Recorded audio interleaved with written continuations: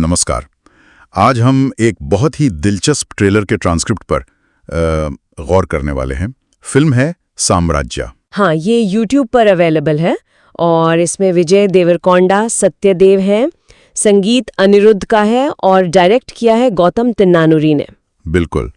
तो हमारा मकसद है कि इस ट्रेलर से कहानी के मेन पॉइंट्स, किरदारों की झलक और जो छुपे हुए मतलब हो सकते हैं उन्हें समझें। सही। और शुरुआत ही देखिए एक कितनी दमदार लाइन से होती है।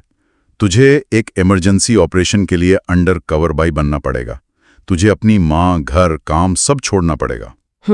ये लाइन तो मतलब सीधे मुद्दे पर आती है। ये सिर्फ एक मिशन नहीं है, यहाँ एक बहुत बड़ा पर्सनल सैक्रिफाइस मांगा जा रहा है। हाँ, शिवा नाम का किरदार है जिसे सब कुछ छोड़ना पड़ रहा है और काम भी कोई आसान नहीं। अंडर कवर एजेंट बनना मतलब अपनी पूरी पहचान, अपनी पूरी जिंदगी दांव पर लगाना। बिल्कुल। और खतरा तब और बढ़ जाता है जब पता चलता है कि जिस गैंग में उसे घुसना है उसका लीडर कौन है। सूरी। हाँ, सूरी, जो शिवा का अपना भाई है। एग्जैक्टली। ट्रेलर में उसे साफ साफ वांटेड क्रिमिनल और स्मगलर कहा गया है। ये भाई बनाम भाई वाली जो स्थिति है, ये कहानी को कितना कॉम्प्लेक्स बना देती है ना? यकीनन ये फिर सिर्फ एक बाहरी दुश्मन से लड़ाई नहीं रह जाती, ये तो अंदर का संघर्ष बन जाता है। वफादारी किसके प्रति, परिवार या ड्यूटी? सही कहा। लेकिन एक और चीज जो मुझे बड़ी दिलचस्प लगी वो है सूरी का कैरेक्टर। उसे सिर्फ एक टिपिकल विलन जैसा नहीं दिखाया। आप उस डायलॉग की बात कर रही हैं, तेरे लिए होगा वो कोई भगवान पर असल में वो एक राक्षस है? हाँ, बिल्कुल वही। ये क्या है, मतलब क्या वो कॉम्प्लेक्स कैरेक्टर है जिसके कई शेड्स हैं, या ये सिर्फ लोगों का नजरिया है? ये एक बहुत अच्छा पॉइंट है। ये दिखाता है कि सूरी शायद कुछ लोगों के लिए मददगार हो या पावरफुल हो, जिसे वो भगवान जैसा मानते हैं, लेकिन उसके काम वो उसे राक्षस बनाते हैं। हाँ, और ये शिवा के लिए कितना मुश्किल होगा अपने भाई को इस नजरिए से देखना। एक तरफ शायद बचपन की यादें, दूसरी तरफ ये सच्चाई। ये तो नैतिक दुविधा खड़ी करता है।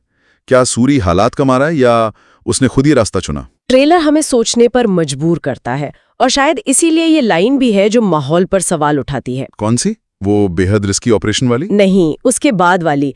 इस मिट्टी में ही कुछ खराबी है, यहाँ रहने वाला हर आदमी राक्षस बन जाता है। ओह हाँ, ये तो बहुत ही मतलब गहरी लाइन है। ये सिर्फ क्राइम की बात नहीं कर रही। बिल्कुल, ये एक सिस्टम, एक माहौल की तरफ इशारा कर रही है जो शायद लोगों को करप्ट कर देता है, उनकी इंसानियत छीन लेता है। तो क्या सूरी, जिसे ट्रेलर में आगे चलकर राक्षसों का राजा भी कहा गया है, वो इसी माहौल की देन है? हो सकता है।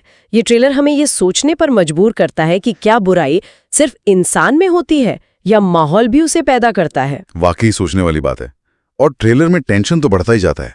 वो डायलॉग्स, हाँ, जैसे वो एक लाइन है, तुम्हारे भाई जिएंगे या मरेंगे ये इन 5 मिनटों में तय होगा। बाप रे, मतलब स्टेक्स कितने हाई हैं। वक्त बिल्कुल नहीं है। बिल्कुल। और फिर वो धमकी, जरूरत पड़ी तो सब कुछ जला कर रख दूंगा। ये सिर्फ आग लगाने की बात नहीं लगती। नहीं, ये लगता है जैसे रिश्ते, नियम, शायद पूरा सिस्टम, सब कुछ खत्म कर देने की बात हो। हाँ, और फिर वो फाइनल घोषणा, युद्ध तो अभी आरंभ हुआ है। मतलब पिक्चर अभी बाकी है, असली लड़ाई तो अब शुरू होगी। तो कुल मिलाकर देखें तो ये ट्रेलर एक बहुत ही इंटेंस कहानी की तरफ इशारा कर रहा है। एक अंडरकवर मिशन, भाई के खिलाफ भाई, वफादारी और ड्यूटी का टकराव, एक करप्ट माहौल और जान का खतरा, ये सब मिलकर एक जबरदस्त थ्रिलर का वादा करते हैं। सही कहा। और जैसा कि कहा गया, युद्ध तो अभी आरंभ हुआ है। एक आखिरी बात सोचने के लिए छोड़ना चाहूंगी। ट्रेलर ये तो बताता है कि सूरी राक्षस बन गया और शायद माहौल यानी मिट्टी इसका कारण है। हाँ, इस पर काफी जोर है। पर क्या ये इतना सिंपल है? क्या सिर्फ बाहरी हालात किसी को इतना बदल सकते हैं, खासकर जब परिवार जुड़ा हो?